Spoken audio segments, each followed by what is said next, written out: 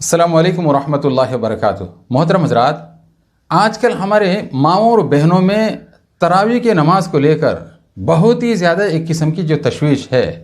ये उलमा और मर्द हजरात हमें मस्जिद में जाकर जमात के साथ में तरावी अदा करने से क्यों रोक रहे हैं?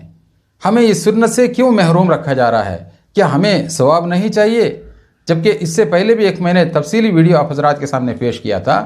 और मैंने ये बात भी बताई थी, जब कुरान और हदीस के रोशनी में बड़ों की जो बातें हैं हमारे सामने जब आ जाए, दारुल उलूम देवबंद जो पूरे हिंदुस्तान का दीन का जो मरकज़ है, यहाँ से जब हमारे बड़े बड़े उलमा फतवा जब दे रहे हैं औरतों को फ़र्ज़ नमाजें जमात के साथ मस्जिद में जाकर अदा करने की इजाज़त नहीं है, ये तो तरावी ये सब तो सुन्नत मुअक्किदा है। जब ये बात हमारे सामने आ गई, फिर भी आप इस कदर मुसिर क्यों हैं, इस कदर इसरार क्यों कर रहे हैं, ये हमारे समझ से बाहर है। लीजिए, आज मैं दोबारा और एक दारुल उलूम देवबंद के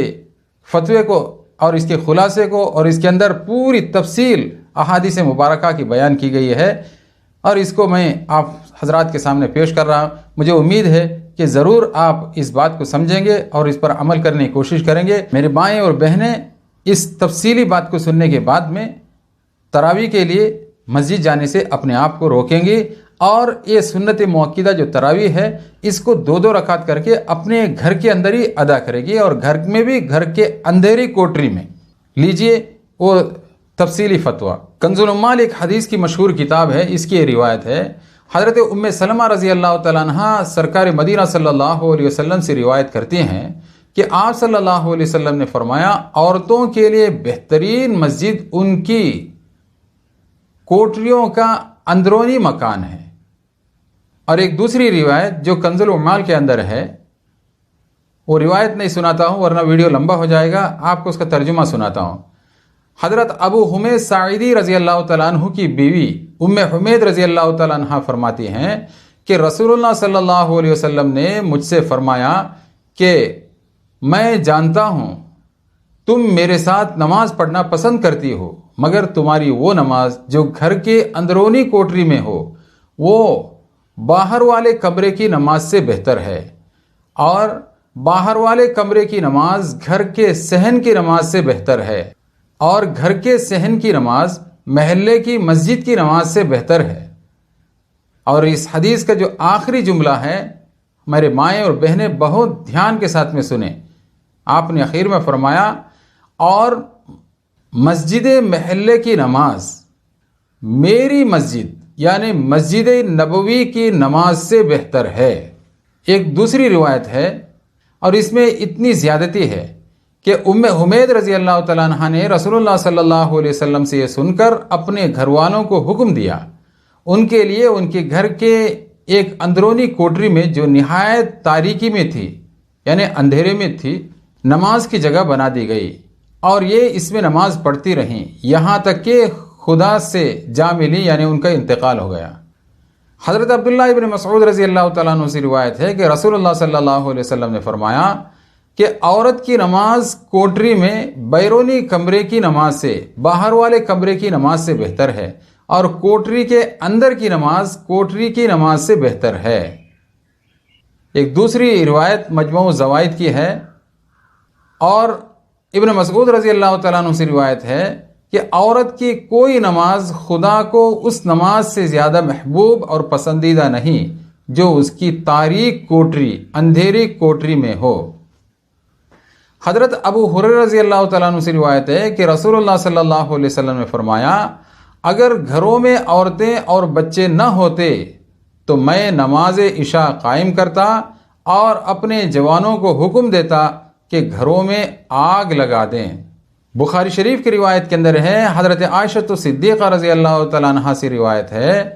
कि अगर रसूलुल्लाह सल्लल्लाहु अलैहि वसल्लम इन हरकत को देखते जो आजकल की औरतों ने ईजाद कर ली हैं तो उनको मस्जिद में जाने से रोक देते, जिस तरह के बनी इसराइल की औरतों को रोक दिया गया था। इन तमाम हदीसों से सराहतन एकदम साफ ये बात साबित होती है कि औरतों का हज़रत सल्लल्लाहु अलैहि वसल्लम के ज़माने में जमातों में हाजिर होना महज रुखसत और इबाहत की बिना पर था, यानी एक दुरुस्त के दर्जे तक था کسی تاکید یا فضیلت و استحباب کی بنا پر نہیں تھا۔ اس رخصت یعنی کنسیشن و اباحت کے باوجود حضرت صلی اللہ علیہ وسلم کی تعلیم اور ارشاد ان کے لیے یہی تھا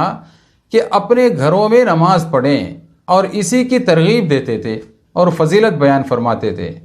اور آخر میں جو حدیث میں نے بیان کیا ہے، اس میں رسول اللہ صلی اللہ علیہ وسلم نے ان مردوں کو جو جماعت عشاء میں حاضر نہیں ہوتے تھے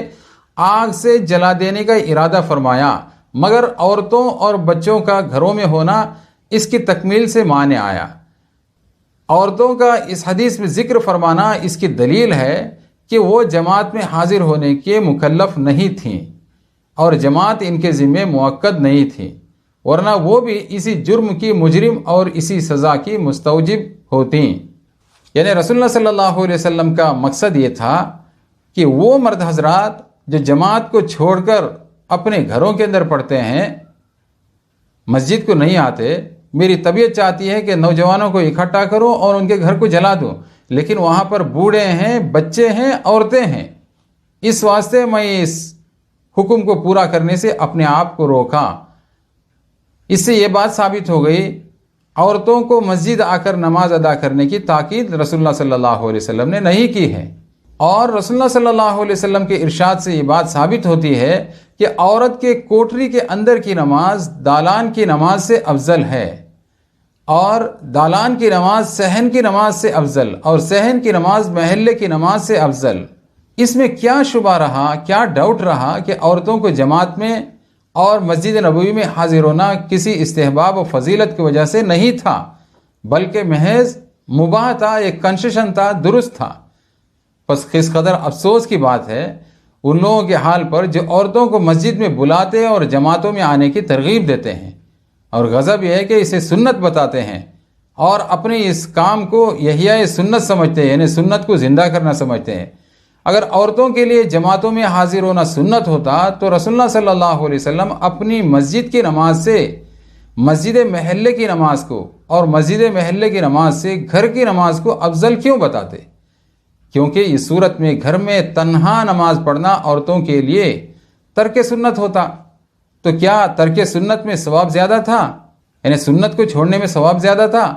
اور سنت پر عمل کرنے میں ثواب کم تھا؟ اور کیا رسول اللہ صلی اللہ علیہ وسلم عورتوں کو گھر میں نماز پڑھنے کی ترغیب دے کر گویا ترک سنت کی یعنی سنت کو چھوڑنے کی ترغیب دیتے تھے؟ شاید یہ لوگ اپنے آپ کو حضرت صلی اللہ علیہ وسلم سے زیادہ بزرگ اور اپنی مسجدوں کو رسول اللہ صلی اللہ علیہ وسلم کی مسجد شریف سے افضل سمجھتے ہیں۔ جن حدیثوں میں شوہروں کو اپنی بیویوں کو مسجد میں جانے سے روکنے کی ممانعت آئی ہے، ان کو مسجد جانے سے مت روکو، ان حدیثوں سے ہرگز یہ ثابت نہیں ہوتا کہ عورتوں کو مسجد میں جانا مستحب یا سنت مؤکدہ ہے۔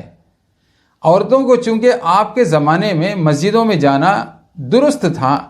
تو اس اباحت و رخصت کنسیشن سے فائدہ اٹھانے کا حق انہیں حاصل تھا،